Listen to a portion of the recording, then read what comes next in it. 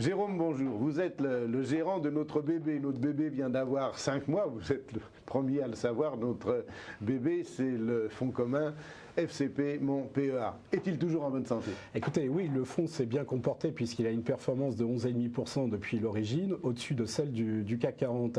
Alors, à noter l'arrivée d'un flux de souscription depuis plusieurs semaines. Comment procède-t-on?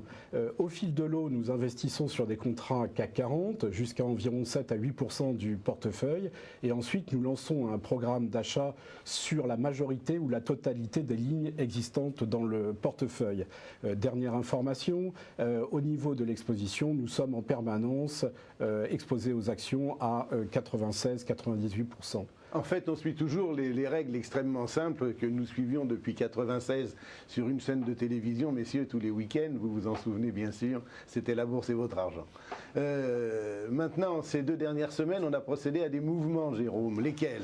On a vendu. Tout à fait. Nous avons vendu Total et Sanofi. Ouais. La raison principale est une moindre visibilité. Dans le cas de Sanofi, c'est bien entendu le raid sur Genzyme. Dans le cas de Total, c'est le lancement d'un programme d'investissement pour augmenter les réserves pétrolières dans un marché qui nous semble peu favorable aux acheteurs.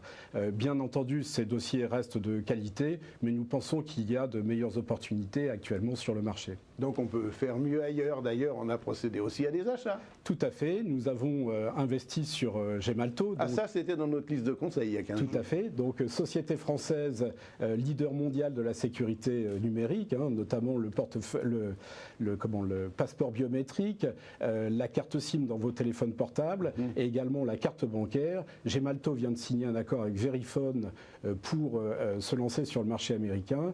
À noter que nous avons acheté juste avant la publication du chiffre d'affaires qui s'est soldé par une hausse du cours de 8% sur la journée.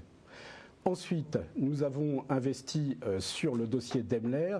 2 raisons essentielles. La première, son exposition au marché chinois. La classe S fait un malheur à Pékin actuellement. La deuxième raison tient à l'amélioration, aux indicateurs qui indiquent une amélioration du marché du poids lourd en Europe et aux États-Unis. La seule chose que l'on regrette, Jean-François, c'est quand même que les Français restent très allergiques aux risques qui viennent difficilement sur le marché action. Oui, écoutez Jérôme, c'est avec plaisir qu'on constate que FCP Mon PEA est en train d'être découvert, mais la réalité est là, on est toujours en rachat sur les OPCVM actions en France et en Europe.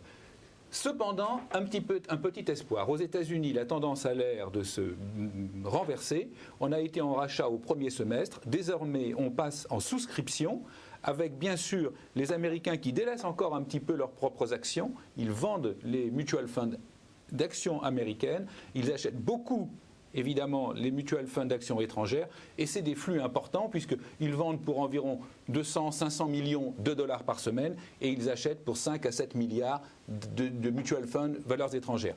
Et évidemment on les comprend, quand on parle de la faiblesse du dollar, évidemment ils y trouvent leur compte. Oui, mais en tous les cas il y a quand même parfois des bonnes nouvelles, messieurs, je vous remercie.